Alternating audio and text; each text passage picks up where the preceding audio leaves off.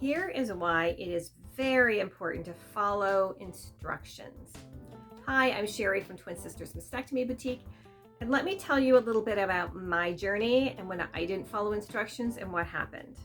So here's the thing. I saw all these advertisements on TV about, that wrinkle cream that you put it on and in 60 seconds or 90 seconds, it shrinks the bags under your eyes and everything looks fantastic.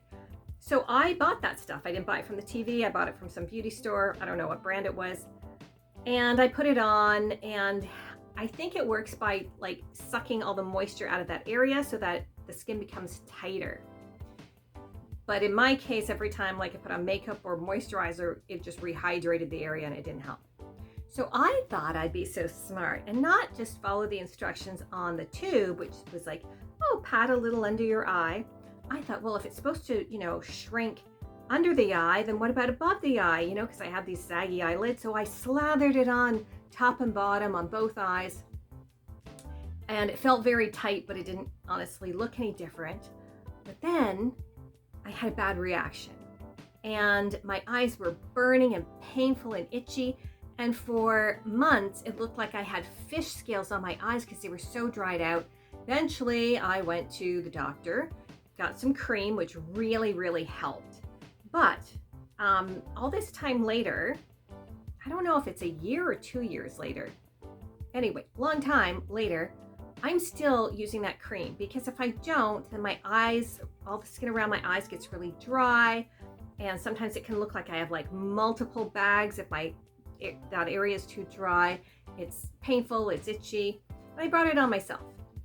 So today I went to the dermatologist and she said, you already have some eczema like on my elbow. And she said, you probably have, underlying eczema in your eye area. And this cream that you put on kind of just brought it out. And now you've kind of released the beast and you're never going to get rid of it. You're just going to manage it. She gave me some new cream and some other stuff, some good advice. But I brought this on myself because I didn't follow instructions. I thought I knew better. And now I'm going to have to live with this because it's uncomfortable, right? It doesn't look good, it's uncomfortable. So why am I telling you this story? I'm telling you this story because I often have people come in and they want to be prepared for their surgery, their mastectomy surgery, and they say, I need a post-op bra. Great. And I'll ask them, are you having any reconstruction or anything like that? No. What did the doctor tell you that you needed? Because I want to make sure I'm getting exactly what the doctor wants, right? So what did the doctor tell you? Well, they just said a post-op bra. And I'll say, okay. And then, so I'll pull out the post-op bras and they're like, does it have compression?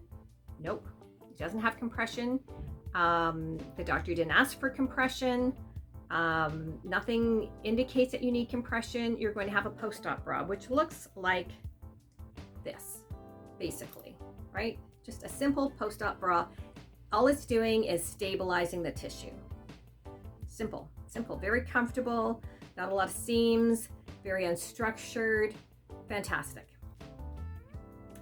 And then they'll say to me, well, you know what? I read a lot about compression bras online, and a lot of people wear compression bras, and I want to get ahead of everything. I want to get ahead of any lymphedema or any other problems. So I want a compression bra. This is an example of a compression bra. You can see the difference. One is a bra, one is basically a vest. And what this does is it gives you compression. It's like a girdle for your upper body, and it's like a 360 girdle. So this feels like you're getting a hug all the time. Do you need that? No. Should you be wearing it if the doctor has suggested that you don't need it? No, you should not. You've probably seen people wear compression socks, right? You've gone to those home health care centers and there's compression socks that you can buy off the shelf. Okay, that's fine. But did you know that there is prescription level compression socks? And they come in multiple prescription levels because too much compression when you don't need it is a problem. And if your doctor has told you that this is what you need and you go to buy this, I'm not saying it's going to cause a problem, but it might cause a problem.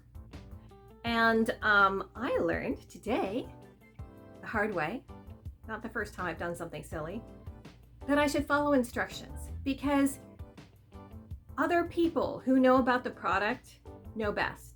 And your surgeon, your healthcare team, all the people who do this multiple times a day for the last 20 years know best. Okay, we're not going to just be able to Google and override 20 years of experience, and on top of that, another 8 years of med school.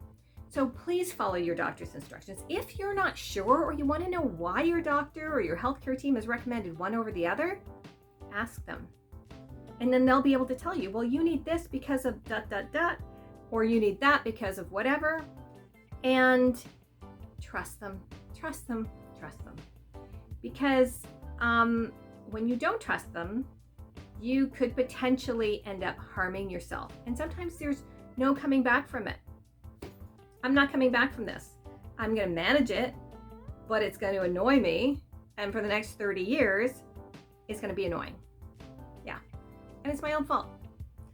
Let me know if you have done that. If you have not followed instructions and what the consequences were. If you've not followed instructions and what the consequences were. And if it was something like this or something from your healthcare team, whatever it was, let me know, because I don't want to feel alone in this. Like, I'm sure other people have messed up. I can't be the only one. Anyway, let me know in the comments down below. Don't forget to like and subscribe. Share your experiences. We really appreciate your support, and we'll see you soon.